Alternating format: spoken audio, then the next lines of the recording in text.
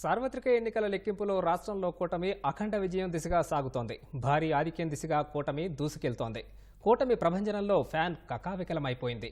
ఆ పార్టీ నుంచి కనీస పోటీ కరువైంది. 5 ఏళ్లుగా అరాచక, అప్రజాస్వామిక, నియంతృత్వ పోకడలతో రాష్ట్రాన్ని సర్వనాశనం చేసిన జగన్కు ప్రజలు ఓటు అనే ఆయుధంతో అదే రీతిలో తగిన బుద్ధి చెప్పారు. దుర్మార్గపు వైకాపా పాలనకు చరమగీతం పాడారు. Hello AP, by by YCP అంటూ ఫ్యాన్ రెక్కల్ని విరిచేశారు. ప్రజా ప్రభంజనంలో వైకాపా చిత్తైంది. ఆధిక్యాల్లో కూటమికి ఎదురే లేకుండా పోయింది. లెక్కింపు ప్రారంభమైన కొద్దిసేపటికే మ్యాజిక్ ఫిగర్ దాటేసిన కూటమి 160 స్థానాలు దాటి దూసుకెళ్తోంది. కూటమి ప్రభంజనంలో జిల్లాలకు జిల్లాలే కూటమి స్వీప్ చేస్తోంది. మొత్తం 9 ఉమ్మడి జిల్లాలను కూటమి స్వీప్ చేసింది.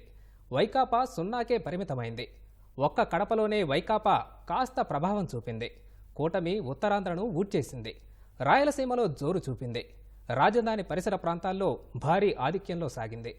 ఉమ్మడి గోదావరిలో దూసుకుపోతున్న కూటమి దక్షిణ కోస్తాలో పరుగులెడుతోంది. ఒకరిద్దరు మినహా జగన్ మంత్రివర్గంలోని మంత్రులు ఓటమి బాటలో ఉన్నారు. సీఎం సొంత జిల్లాలోనూ వైకాపాకు కూటమి గట్టి పోటీ ఇస్తోంది. దీంతో తెలుగుదేశం రాష్ట్ర కార్యాలయంతో పాటు రాష్ట్ర వ్యాప్తంగా తెలుగుదేశం శ్రేణులు సంబరాలు చేసుకుంటున్నాయి. పెద్ద ఎత్తున బాణసంచా కాల్చి ఆనందాన్ని వ్యక్తం చేస్తున్నారు. మరోవైపు ఓటమి నిరాశతో వైకాపా కేంద్ర కార్యాలయం బోసిపోతోంది. నేతలు అటువైపే రావటం లేదు.